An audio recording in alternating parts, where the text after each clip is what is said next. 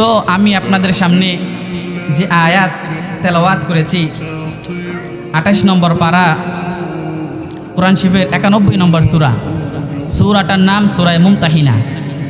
এই সূরায় মোট 13টি আয়াত, এর মধ্যে আমি 12 নম্বর আয়াত আপনাদের সামনে তেলাওয়াত করেছি। তো এই আয়াতের তর্জমা সাথে 2-4টি কথা আরজ করতে চাই আপনাদের সামনে।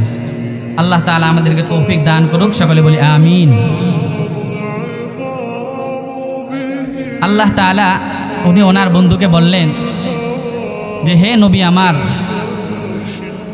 যখন মুসলমান নারীরা, ইমানদার নারীরা আপনার কাছে আসবে, আপনি তাদেরকে বলবেন যে যদি তোমরা নিজেদেরকে মুসলিম নারী হিসেবে, ইমানদার নারী হিসেবে তোমরা নিজেদেরকে পরিচয় দিতে চাও, পরিচিত করতে চাও, তাহলে 6 কথার উপরে বায়াত হও। কয় কথার উপরে? 6 কথার উপরে কি হও? বায়াত হও। আপনি তাদেরকে এই কথা বলবেন।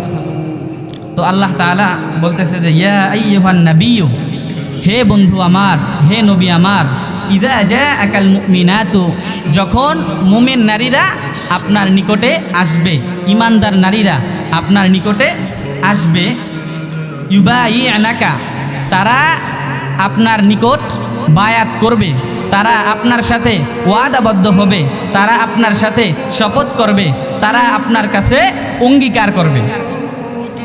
আপনি তাদেরকে এই কথা বলবেন যে তোমরা যদি মুমিন মহিলা হিসেবে পরিচয় দিতে চাও তাহলে 6 কথার উপরে বায়াত হও। কয় কথার উপরে? 6 কথার উপরে বায়াত হও। 1 নম্বরে আলা আল্লা ইউশরিকনা বিল্লাহি শাইআ।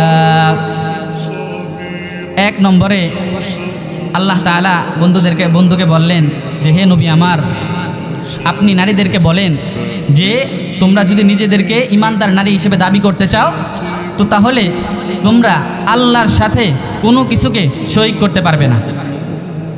আল্লাহর সাথে কোনো কিছু শরীক করতে পারবে না যদি তোমরা নিজেদেরকে ইমানদার নারী হিসেবে পরিচয় দিতে চাও।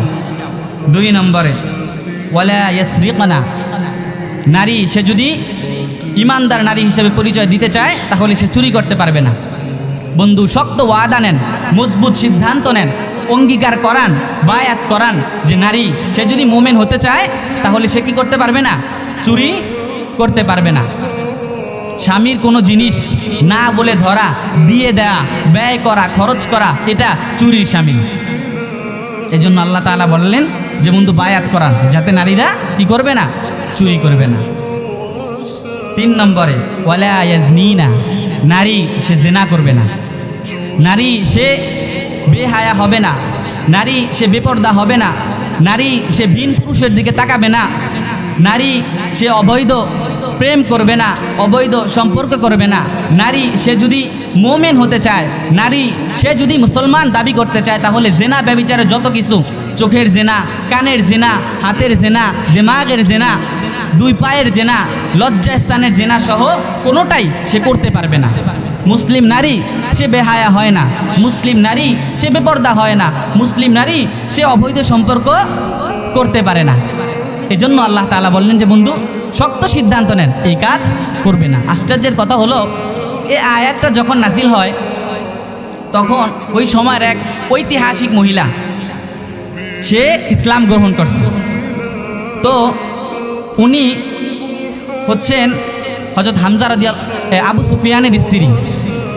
তো উহুদের যুদ্ধে আল্লাহ নবী সাল্লাল্লাহু আলাইহি ওয়াসাল্লামের আপন চাচা হামজা রাদিয়াল্লাহু তাআলা আনহুর ওনার লাশ কাইটা টুকরা টুকরা করছে এবং নাক, কান, চোখ এগুলার মালা বানায়া গলার মধ্যে পইরা নাচছে গাইছে। যেই মহিলা, নাম হচ্ছে হিন্দ, ওনার মূলত নাম হচ্ছে হিন্দ, বাকি হিন্দা বলে আর কি, এই মহিলা। তো এই আয়াত নাজিল হওয়ার পরে এই মহিলা মুসলমান হয়েছে। মুসলমান হওয়ার পরে সে আল্লাহ নবী সাল্লাল্লাহু আলাইহি সাল্লামের কাছে আসছেন। আসার পরে নবী সাল্লাল্লাহু আলাইহি সাল্লাম বললেন যে এই কথাগুলার বায়াত করো, অঙ্গীকার করো যে এগুলা করবে না।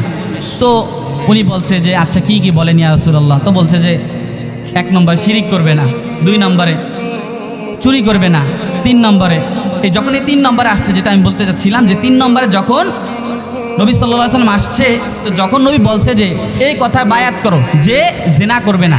আশ্চর্যের কথা, এই মহিলা তখন বলে যে ইয়া রাসূলুল্লাহ ইয়া হাবিব আল্লাহ, কোনো আত্মমর্যাদাবান নারী সে কি জিনা করতে পারে?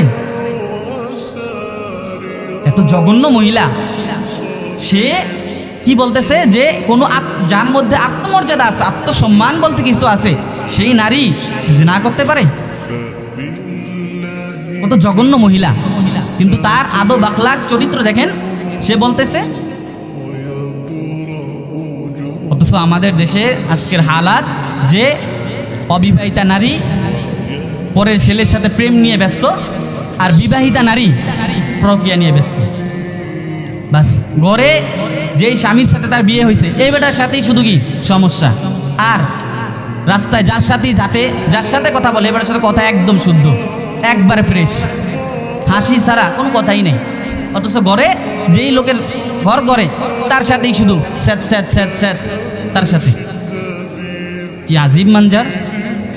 এই জন্য আল্লাহ তাআলা বললেন যে বন্ধু শক্ত ওয়াদা নেন, মজবুত সিদ্ধান্ত নেন, অঙ্গীকার করান, বায়াত করান বন্ধু, যে নারী ওয়ালা ইয়াজনিনা, সে কি করবে না? জিনা করবে না। 4 নম্বরে ওয়ালা ইয়াকতুলনা আওলাদাহুন্না, মুসলমান নারী হতে হলে সে বিনা কারণে সন্তান নষ্ট করবে না। বিনা কারণে সন্তান কি করবে না? নষ্ট করবে না।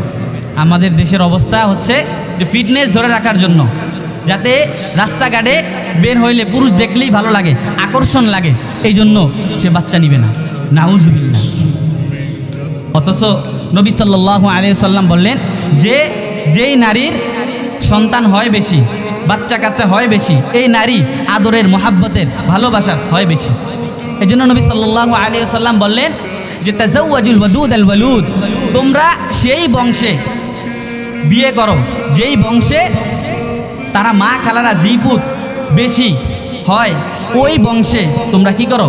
বিয়ে করো। তো বললেন কেন? তো আল্লাহ নবী বলেন যে ফাইন্নী মুফাখিরু বিকুমুল উমাম ইয়াউমাল কিয়ামা, কিয়ামতের দিন আমি আমার উম্মতের আধিক্য নিয়ে আল্লাহর সামনে গর্ব করব।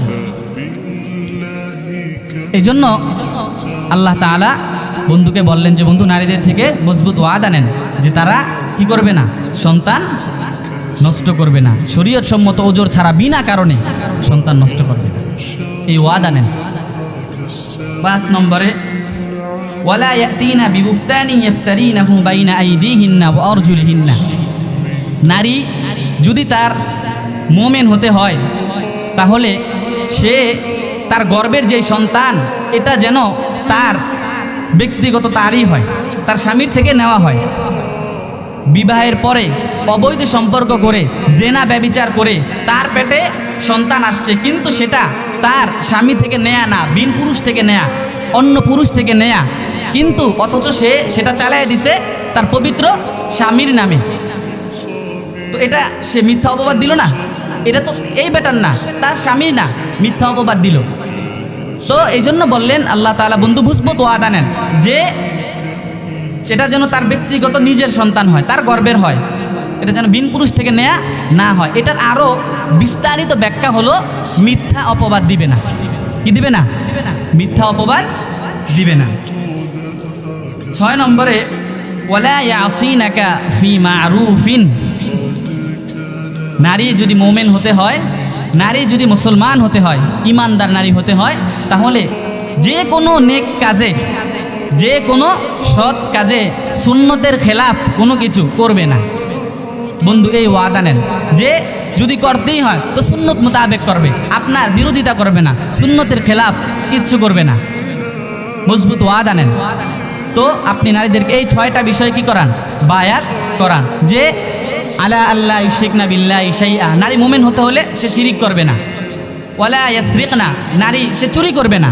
ওয়ালা ইয়াজনিনা, নারী সে জিনা করবে না।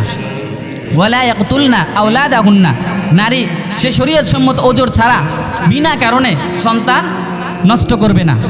ওয়ালা ইয়াতিনা বিবুফতানি ইফতারিনাহু বাইনা আইদিহিন্না ওয়া আরজুলিহিন্না, মিথ্যা অপবাদ দিবে না। ওয়ালা ইয়াসিনাকা ফি মারুফিন, যে কোনো সৎ কাজে রাসূলুল্লাহ সাল্লাল্লাহু আলাইহি ওয়াসাল্লামের সুন্নতের খেলাফ কোনো কিছু করবে না। যদি তারা বলে এই 6 কাজ করবে তো ফাবাইহুন্না ওয়াস্তাগফির লাহুন্নাল্লাহ, বন্ধু তাহলেই আপনি এই নারীদেরকে বায়াত করা। এরকম নেককার নারী, এরকম ইমানদার নারী, তারা বললে যে এই 6 কাজ তারা করবে না, আর আপনি এই নারীদের জন্যই যদি আমি আল্লাহর কাছে হাত তোলেন, দোয়া করেন, ইস্তিগফার করেন, তো আমি আল্লাহ তাআলা তাদেরকে মাফ করে দেব। ইন্নাল্লাহা গফুরুর রহিম, নিশ্চয় আমি আল্লাহ তাআলা সীমাহীন দয়ালু।